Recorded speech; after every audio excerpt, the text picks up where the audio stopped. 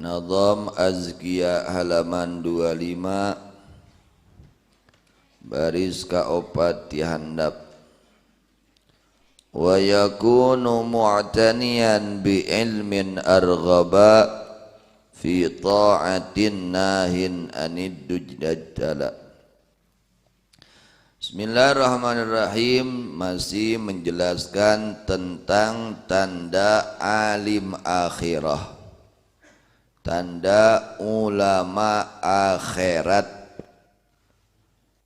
yang menjadi panutan, yang harus kita jadikan panutan, tuturkeuneun.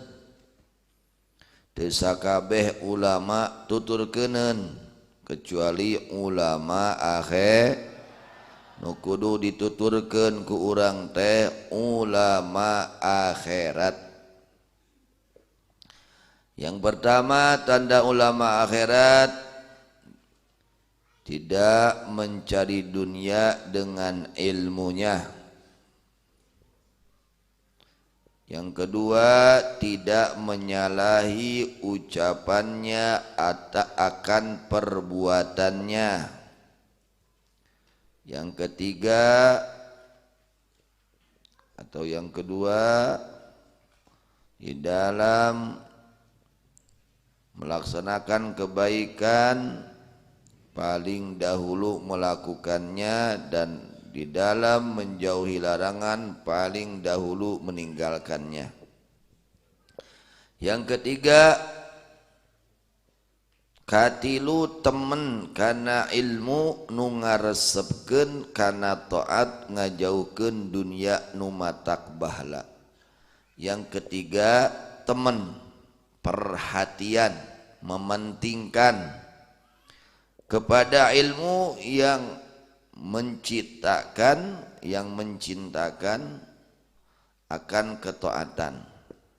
Jadi ilmunya itu betul-betul mementingkan atas ketaatan, yang mendorong kepada ketaatan, yang menjauhkan dari dunia yang membawa kecelakaan. Selalu ilmunya itu mendorong akan ketaatan kepada Allah, menjauhkan dari dunia yang membawa kebinasaan. Mutawaqiyan ilman yakunu mukatsiran qilan wa qalan wal jidala musawwila. Kaopat, ngajauhkeun ilmu nu ngalobakeun kana loba omong mawa kana pacentala. Yang keempat, tanda alim akhirat, tanda ulama akhirat, menjauhi ilmu yang memperbanyak akan banyaknya omongan yang tidak berguna, yang membawa kepada saling berdebat. Yang keempat, tanda ulama akhirat, menjauhi ilmu yang membanyakkan ucapan, omongan yang mendorong, yang membawa kepada saling berdebat. Jadi ulama akhirat mah teu resep debat kecuali darurat. Jadi ulama akhirat mah lain gawena tukang debat, lain, tapi gawena teh tukang amal. Dia lebih mementingkan amal daripada Jadi ilmunya bukan untuk berdebat, tapi untuk diamalkan. Nah, itu ulama akhirat. Kecuali darurat. Kalau darurat ya pasti mereka mengeluarkan dalil-dalilnya. Kemudian wa yakunu mujtaniban taraffuha mat'amin wa bimaskanin wa asasi dzaka tajammula. Kemudian rejeung ngajauhan loba kadaharan.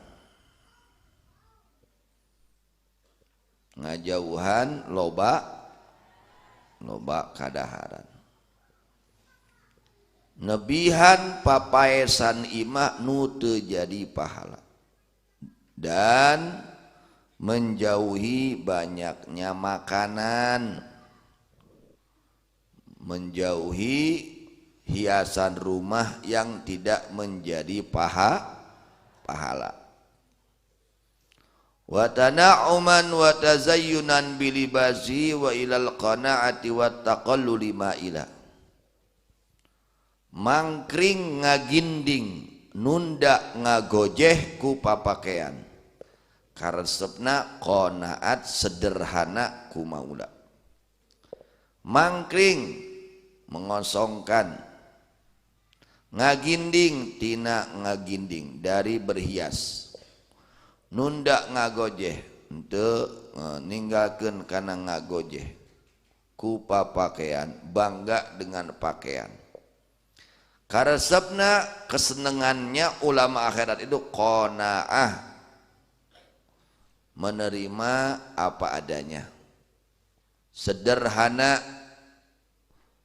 Jadi karesepna ulama akhirat mah sifatna qanaah, sederhana di dalam pakaian, dalam rumah, dalam makanan yang sederhana, dalam pakaian yang sederhana, tidak berlebih-lebihan. Lamun keur nyalira mah kitu.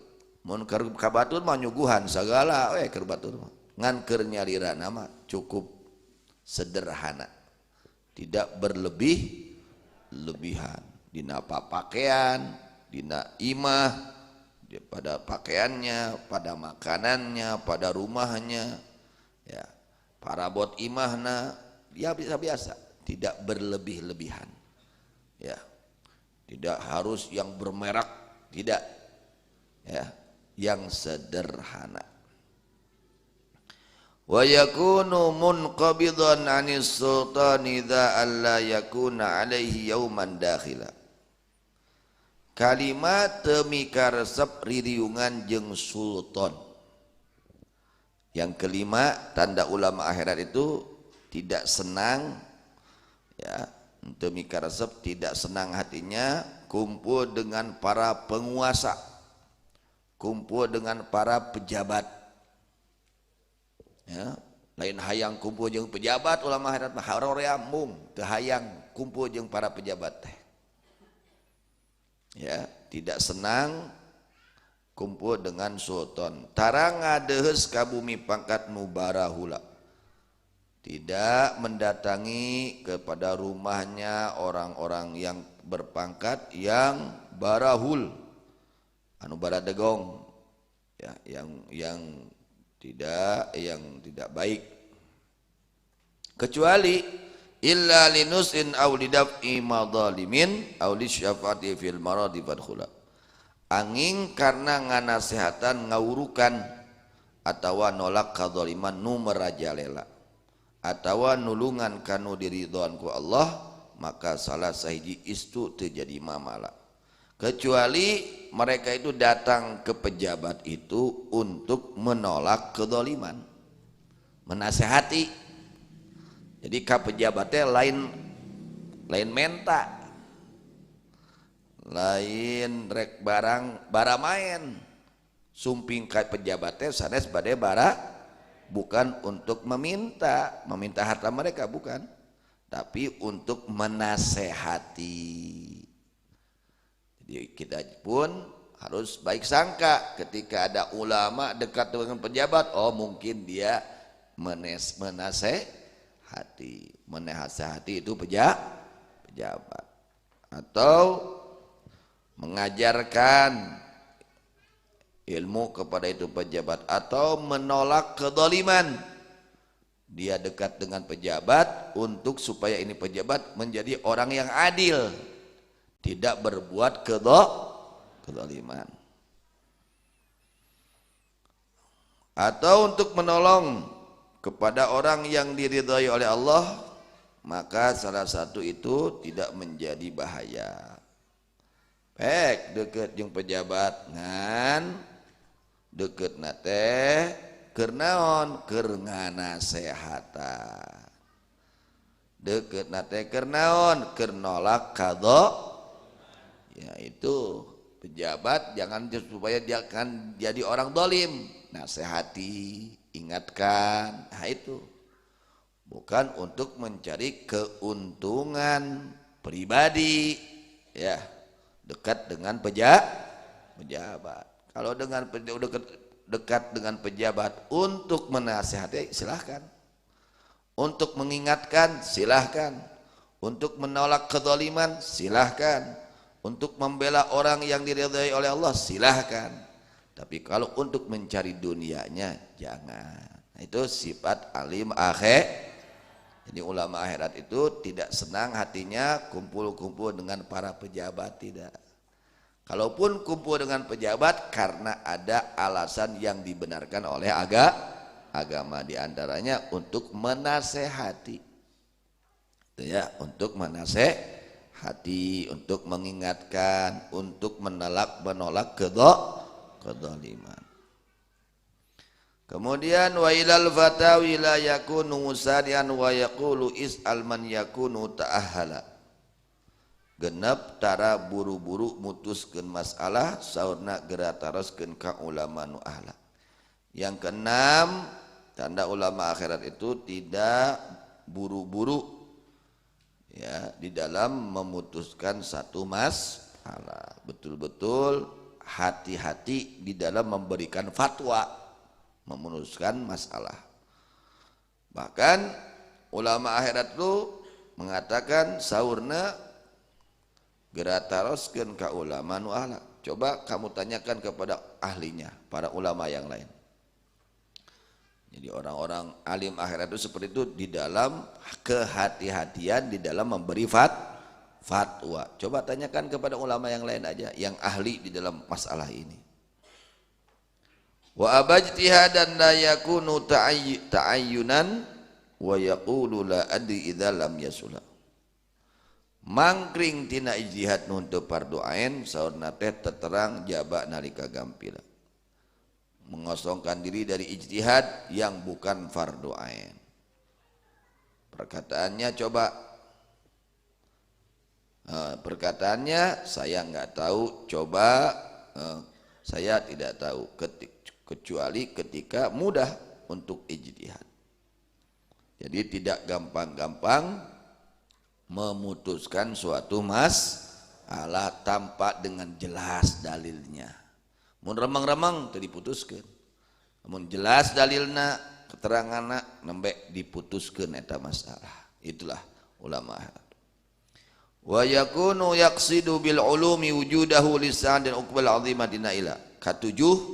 Yang ketujuh bermaksud ngamaksud pisan ku ilmu teh meunangna kabagtian akhirat nu ageung anu punjula.